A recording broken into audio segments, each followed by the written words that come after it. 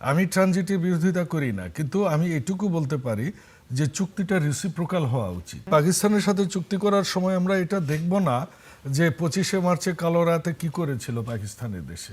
ভারতের সাথে চুক্তির সময় আমরা দেখব না যে ফারাক্কা বাদ দিয়ে কিভাবে উত্তরাঞ্চলটাকে ধ্বংস করে দেওয়া হয়েছে। আমরা কিন্তু সম্পূর্ণভাবে বিদেশিদের উপর নির্ভরশীল। যুক্তরাষ্ট্রের সাথে যে বাণিজ্য চুক্তি নিয়ে সরকারি দল বিরোধী দল কেউ স্পষ্ট অবস্থান নিচ্ছে না বলে অভিযোগ আছে।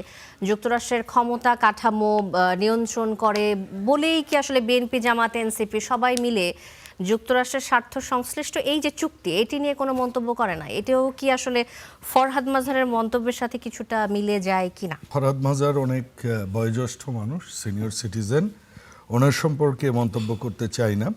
তবে এটুকু বলতে চাই, উনি ওনার মত প্রকাশ করেছেন, কাজে ভিন্ন মতেও সহমত প্রকাশ করা বিএনপির রাজনীতির মূল ভিত্তি। এখন ঘরেই হবে বিয়ে বাড়ির পোলাও, যদি থাকে আকিজ এসেনশিয়াল সুগন্ধি চিনি গুঁড়া চাল। আপনি বাণিজ্য চুক্তি বলেন, বর্ডার চুক্তি বলেন, আন্তঃরাষ্ট্রীয় চুক্তিগুলো বলেন, আমরা ছাত্র জীবনে যেরকম ঢাকা বিশ্ববিদ্যালয়ে স্লোগান দিয়েছি 25 বছরের গোলামি চুক্তি মানি না, মানব না, এটা বলে আমরা যখন ভারত বিরোধিতা করেছি, কিন্তু দিন শেষে বিএনপিও এক ক্ষমতায় এসেছে, ওই চুক্তিগুলোকে অনার না করলেও সেই চুক্তিগুলা কিন্তু বাস্তবভাবে সেগুলা প্রতিফলিত হয়নি, সেটার কার্যকারিতাও হয়নি।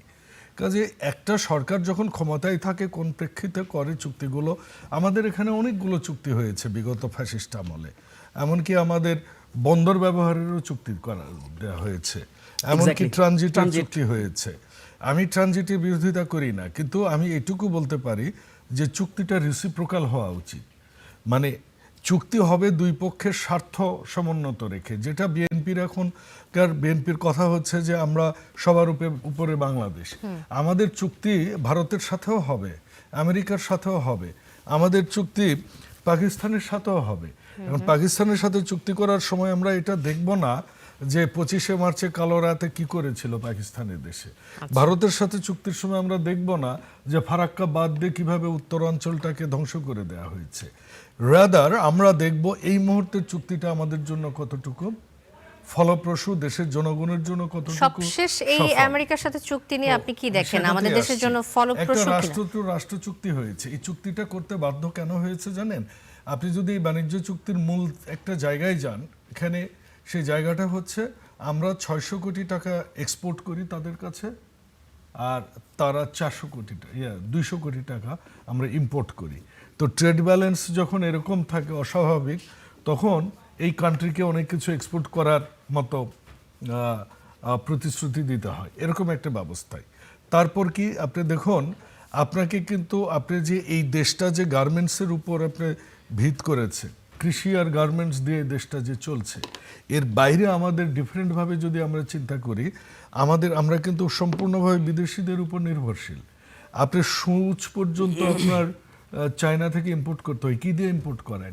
ডলার দিয়ে ইম্পোর্ট করেন। তো আপনার এই যে আঙ্গুর ফল আপনি খাচ্ছেন, আপনি কমলা খাচ্ছেন, আপনি আপেল খাচ্ছেন, আপনি তো ডলার দিয়ে কিনে নিয়ে আসছেন, কিন্তু আপনার দেশীয় ফলগুলোকে আপনি কিন্তু এক্সপোর্ট করা দূরে থাক, আপনি এদেশেই প্রোডাকশন এবং মার্কেটিং করছেন না। আমি খুব রুট লেভেলে বলছি। আচ্ছা, তারেক রহমান যে বলেছেন যে সবার আগে বাংলাদেশ, তারপরে এই মার্কিন চুক্তি নিয়ে, আমেরিকার সাথে আমাদের এই চুক্তি নিয়ে পরবর্তী পদক্ষেপ হিসেবে সরকার কি ব্যবস্থা নিচ্ছে আপনি যদি আমাদেরকে বলেন। মুজিব ইন্দিরা চুক্তি বলেন আর 25 বছরের গোলামি চুক্তি বলেন, সেটাও কিন্তু ছিল, কিন্তু সরকারগুলো কিন্তু ওটা অতটুকু কেয়ার করেনি।